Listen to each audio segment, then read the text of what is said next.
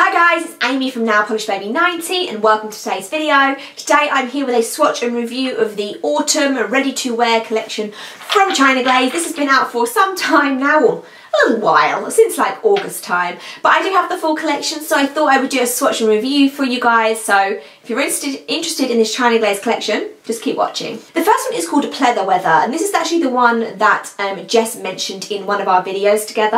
And it's got a really weird finish about it. It's a jelly grey polish, but it kind of dries in this like weird satiny matte finish. I did put a top coat on mine because I wasn't really sure what was happening, and it's before actually I'd spoken to Jess for her to say I think it's a matte finish polish. So it's just an odd polish and definitely something that you don't see every day. And like I say, even from China Glaze, especially from any mainstream brand, it's just weird. So it's not going to be for everybody, but it's definitely different. So 3 coats of Pleather Weather. We have one matte drying polish in this collection, and this is called Hot Blooded, and this is a beautiful deepened red. It's similar to Zoya's Posh, but I would say that this is a slightly darker. Posh is more red, this is more like a dark red. I don't know. This is a 1 or 2 coater for me. I did do 2 coats because I knew that some of them were matte, but I forgot. So when I went in, I slapped on a coat, and if I think I'd worn it knowing it was matte, I would have got it opaque in one. It's right on that edge there. So that one there was Hot Blooded. We then have the lightest one in the collection, which is called Throwing Suede, and this in the bottle just looks like a putty grey, almost a little bit of colour, but on my nails this looked like a really light pinky purple, and I thought it looked so classic and beautiful. It didn't look like mannequin hands, it definitely had that pinky purple tone to it, but like I say, it just looked so different than what I expected in the bottle. No surprises, this coat, and this took 3 coats to be completely opaque. I mean, look at it. Not very often do you get a colour this light opaque in less than 3. Throwing Suede. In the middle, let's smush the 2 that I was a little about. I feel like every year we have metallics in the Christmas or the autumn collection, and metallic is a metallic, a silver is a silver, a bronze is a bronze. There's not too much you can do with it, and therefore I just feel like I have these from previous collections.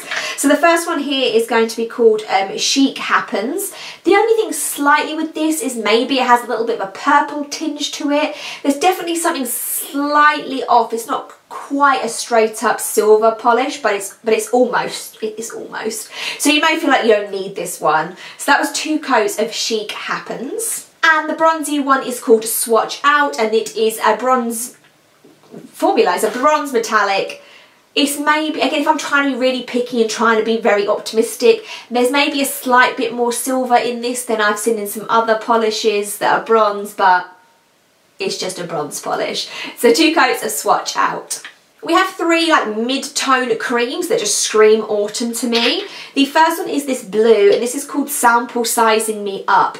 And in the bottle, I would think this would be a polish that I would absolutely love, but I just found it was okay. I don't know what it was. It just, on me, it just fell really flat. And even now, looking at it in the bottle, I'm like, this is going to be stunning, but just, it was like, on my nails. So it's a little bit of a disappointment for me.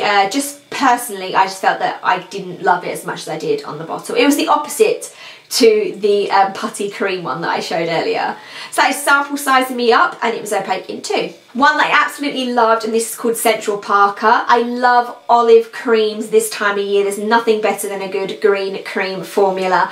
And this one was a brilliant one. It took 2 coats to be completely opaque.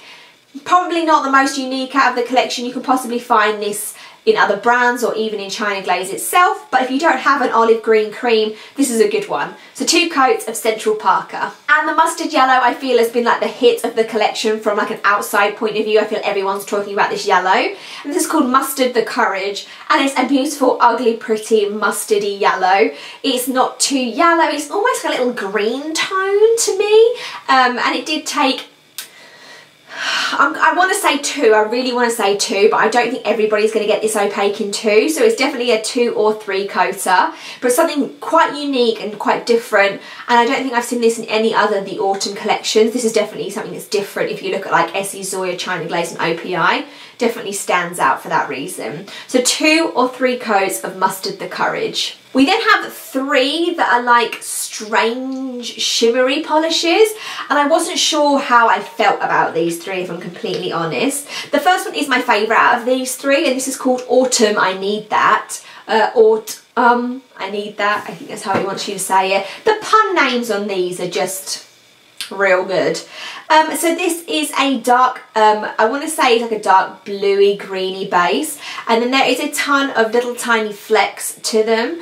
I just think I've said this with a few of China Glaze's other polishes that are like this in the past. There's just not enough shimmer.